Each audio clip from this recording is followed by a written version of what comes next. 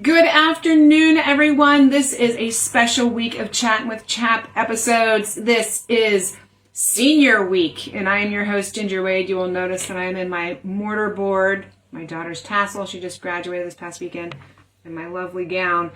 And we are going to talk about some things relating to seniors and graduating. And you know what? This is good for parents who have kids even just going into 9th grade. So 9th through 12th grade, this stuff is going to apply to you. It's good stuff to know.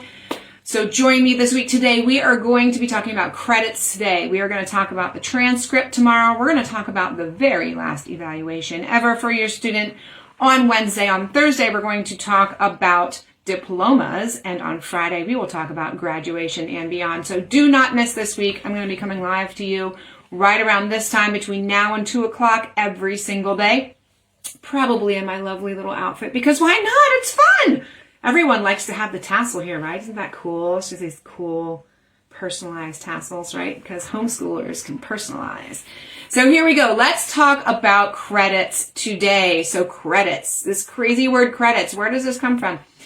It's really related to transcripts, and never fear. Like I said, I'm going to talk about transcripts tomorrow, but today we're going to focus on credits. We're going to try and keep this short and sweet, and we'll share all these Senior Week items, hopefully every year, just to remind everybody. But so credits.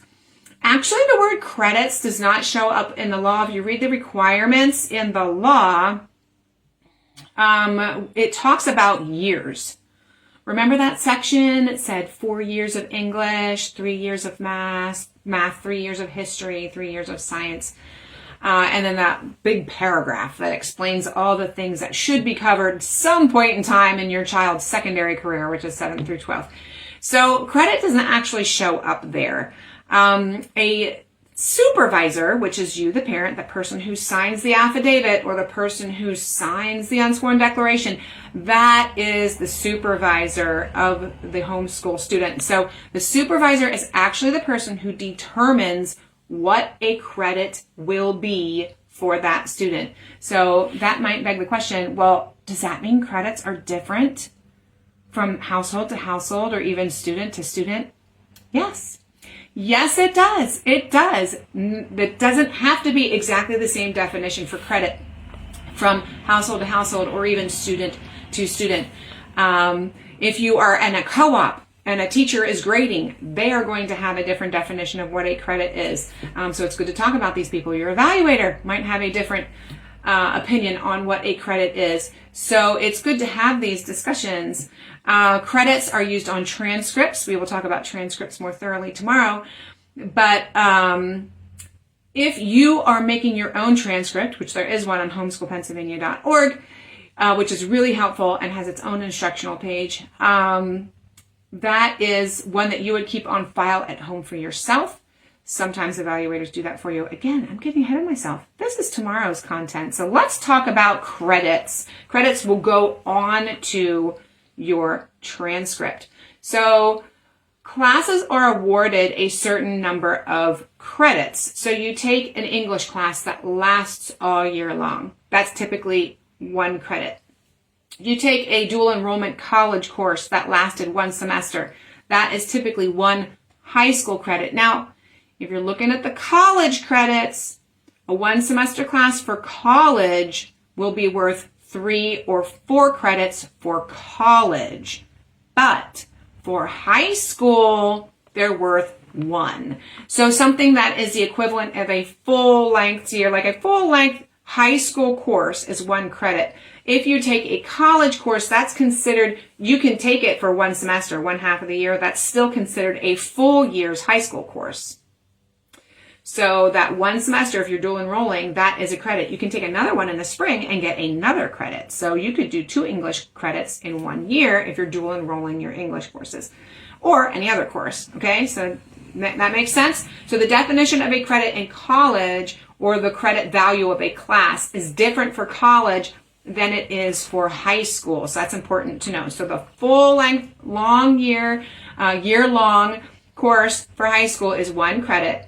Or if you like dual enroll, a 1 semester course in college, that is a credit, okay? Let's talk about what constitutes a credit. When can I say my student's course is 1 credit of value. Okay, so there's a few different ways to do this. Like I said, it's the supervisor's decision on what to do with this. So some people go by the textbook. If you've completed a textbook, that's 1 credit, or a portion. As long as you get this far in the book, I'm going to count that as a credit. Another option is to go somewhere between 120 to 180 hours of work in that course. So if you did 120 hours of work in history, that's a credit. If you did 150 hours worth in math, that's a credit. You could do it that way. Another way is if you are doing, I mentioned dual enrollment before, you got a 3 to 4 credit college course that your student dual enrolled for, that would equal 1 high school credit. So my kids took English at Lancaster Bible College. So that was for them, for the college, probably a 3 credit course, but for my student, it was a 1 credit course on their transcript. Another option is like a project or an award completion could be a credit. So say you have an Eagle Scout, and they have to do these big, huge projects, right, in order to become an Eagle Scout. That could be considered a credit of work, because those projects are big, like there's lots involved with that. So that could be considered a credit. How about mastery? If you didn't necessarily do it by a book, or say maybe your kid's teaching themselves to solder or to fix a small engine, or building electrical circuits, and there's not necessarily a book with it. You haven't counted hours, or maybe they picked up on it quickly, but if they have mastered a skill, that could be a credit. So you write soldering, 1 credit's worth, however you would call that, or a combination of all these things. So it's really to your discretion what you will constitute as a credit for your student. And like I said, that could potentially be different based on the abilities of your children. Doesn't hurt to have a conversation with the evaluator about it, but it is for you to decide as the supervisor, and you can take an evaluator's advice. I'm not saying you shouldn't, but I'm just saying just be aware that this decision is yours to make. It's not for the evaluator to make. Now, where that would change would be with a diploma program. So if you're with a diploma program, they are the ones kind of calling the shots on those types of things. So you would have to go with what they say in order to receive their diploma.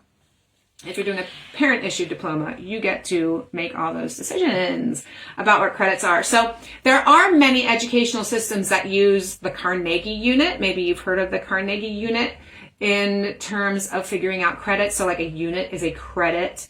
So the Carnegie unit is 120 hours of work. That's a Carnegie unit.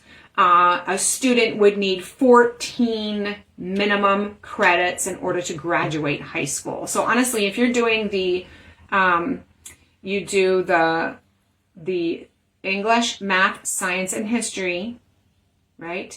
And you have to do 3 years, right? So that's 12.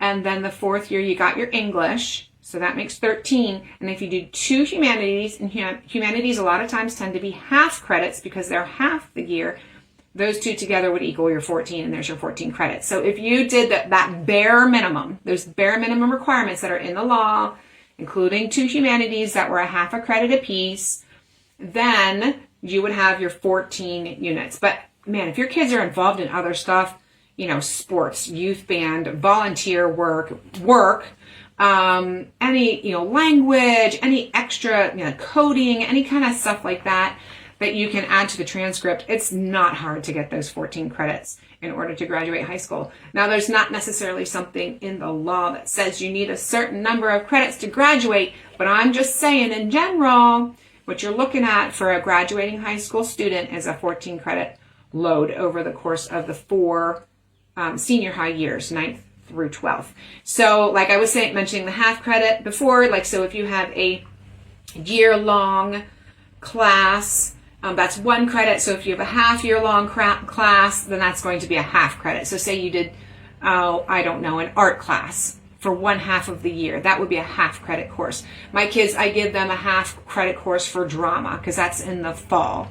Or I'll give a half credit course for PE.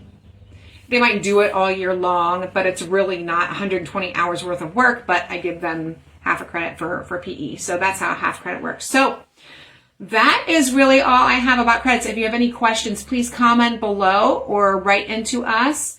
You can use our contact form at chaponline.com. Homeschool Pennsylvania is right there. If you want any more details about credits, please go to homeschoolpennsylvania.org and read our page about credits and transcripts. And tomorrow I'm going to be talking more in depth about the transcript. So we're going to take our credits and we're going to put them into the transcript, and we'll talk about that tomorrow on Senior Week.